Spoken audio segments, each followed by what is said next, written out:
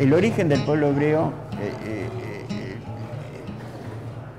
está en los pactos intertribales y en un pacto central que se realiza por allá por el 1200. Son distintos grupos, ¿no? Un grupo que viene de Egipto, viene de Egipto, parece muy sencillo, o sea, que escapa de la monarquía egipcia, del imperio egipcio, del imperio de los faraones, ¿no? Que es el grupo de Moisés. Y después hay otros grupos en lo que era en ese momento la tierra de Canaán, que eran grupos también que se habían sublevado en contra de las monarquías reinantes. Todos ellos habían sido oprimidos, muchos de ellos se dedicaban al bandidaje, otros hacían, de hecho, pequeñas confederaciones porque hacían pactos entre sí. Cuando llega este grupo que viene de Egipto, bueno, de ahí viene probablemente la propuesta de un pacto central para construir un nuevo tipo de sociedad, ¿no? Bueno, en ese nuevo tipo de sociedad, no monárquica precisamente, se reflexiona que no puede ser monárquica. ¿Por qué? Porque si Dios los ha liberado de la monarquía, no puede querer una nueva sociedad monárquica. Entonces, quiere una sociedad liberada. Entonces, en el pacto central pactan todos los grupos que se constituyen ahora como tribus, pactan entre sí y con Dios.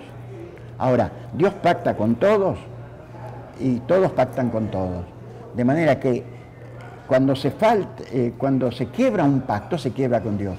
Dios, figura central naturalmente para mantener el pacto, ¿no? Entonces se quiebra con Dios, y si se quiebra con Dios, entonces todas las otras tribus van en contra de la tribu, del grupo que quebró el pacto.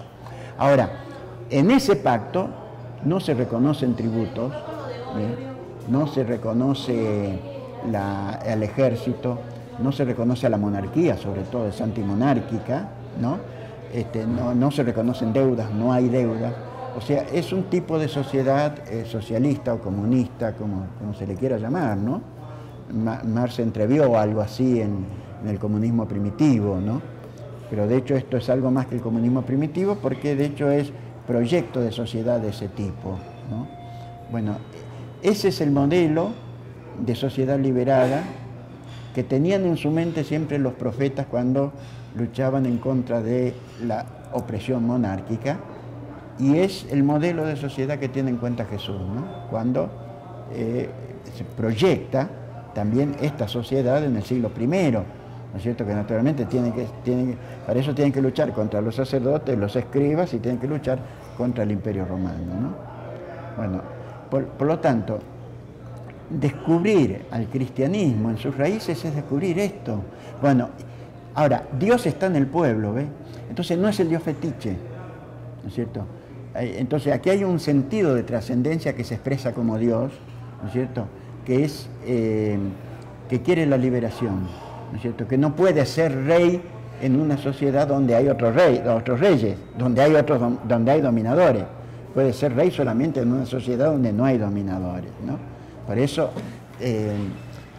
no es que ahora sigamos hablando del reino de Dios, etcétera, pero poder entender históricamente esto es importante para descubrir por qué, cuando descubrimos realmente el cristianismo en sus raíces, descubrimos esto, ¿no?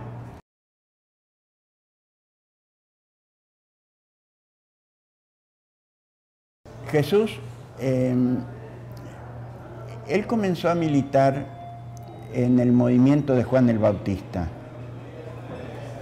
Juan el Bautista estaba conformando un movimiento cuyos cuadros él los preparaba en el desierto. La zona geográfica tiene que ver con las características del propio movimiento. Era un movimiento rígido, un movimiento de sacrificio, ¿no? Él quería militantes aguerridos, fuertes,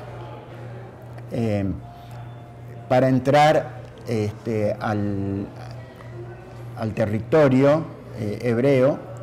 Ese territorio se denomina Palestina, y liberarlo.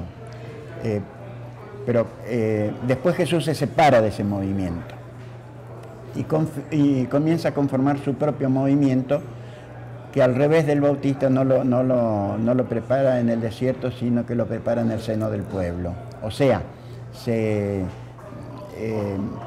su movimiento es un movimiento popular que a su vez no tiene esas características de sacrificio, sino todo lo contrario. Es un movimiento, yo diría un movimiento fiestero, porque le interesaba precisamente la alegría popular, le interesaba la fiesta. El signo fundamental era la comensalidad, el comer juntos, ¿no? Pero, digamos, como característica del movimiento.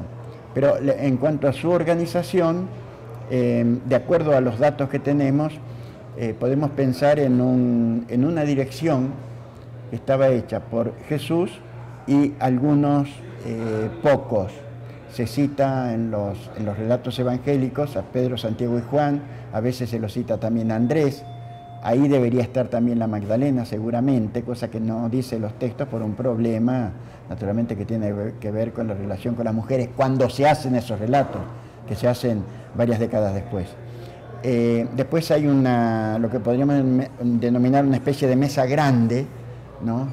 que estaba con dirigentes a los que se denominan apóstoles, que eran los que recorrían el territorio. Y después estaba la militancia de base, ¿no? que estaba en las aldeas, ¿no es cierto? Que ahí era donde ellos construían poder, o donde tenían que trabajar para realizar la contrahegemonía, o sea, culturalmente una concepción contraria a la concepción sacerdotal predominante en la zona y por supuesto una concepción también antiimperial. Los apóstoles, o sea, estos militantes recorrían el territorio. Jesús también recorría el territorio, pero naturalmente él tenía la dirección, ¿no es cierto? La militancia de base que he citado, y desde el principio Jesús está perseguido. Juan Bautista, Herodes, Antipas, que era el rey de Galilea, claro, lo toma preso y lo asesina. Jesús también corre el peligro de ser asesinado desde el principio, ¿no? Por lo tanto, él tiene escondites. Él no puede entrar en las ciudades. De hecho, en la única ciudad que entra es Jerusalén y lo matan ahí, ¿no? Entonces, él andaba por las aldeas, andaba por los alrededores, etcétera, ¿no? Tenía lugares de escondite y después tenía también grupos clandestinos, sobre todo en la parte sur de la Palestina, que es en la Judea, que era terreno enemigo.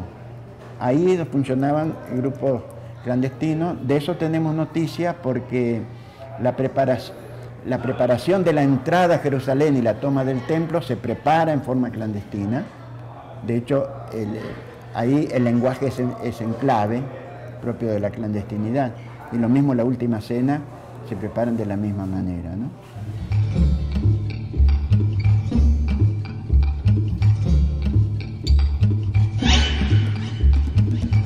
Claro, para la derecha, o sea, para la iglesia sí es contradictorio, ¿no es cierto?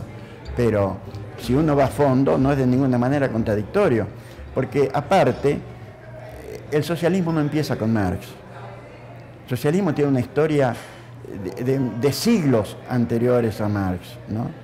Y nosotros en el cristianismo encontramos raíces socialistas.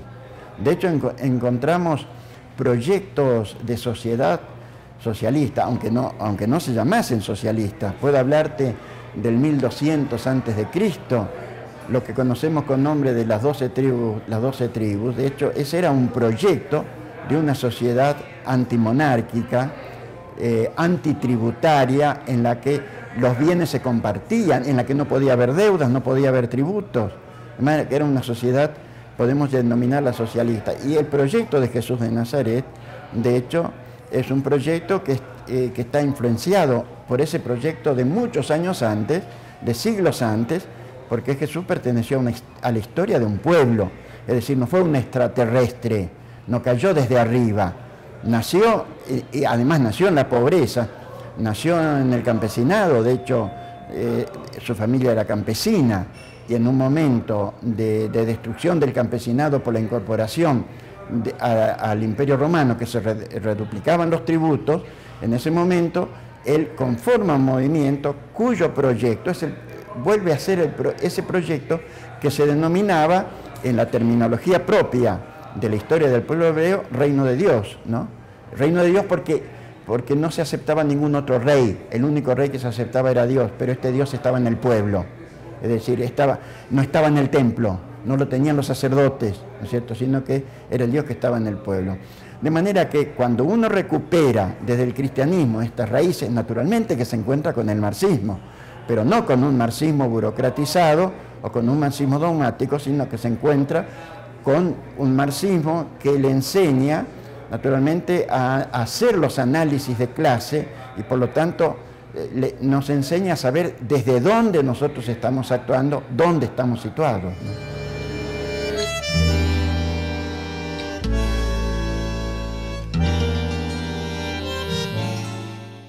No, es que son absolutamente incompatibles, pero eso está muy claro, pero Jesús lo dijo con muchísima claridad, ¿no es cierto? Los ricos no pueden entrar.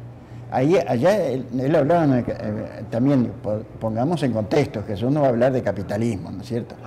Está fuera de todo su contexto, ¿no es cierto?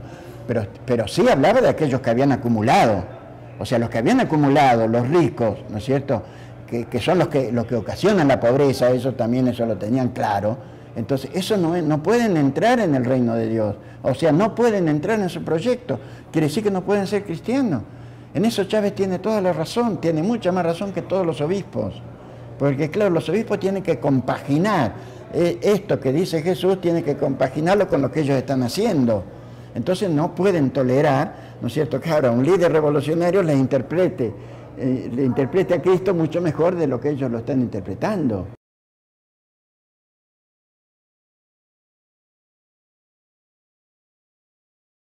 Bueno, es la misma contradicción que hay capitalistas que dicen que son cristianos.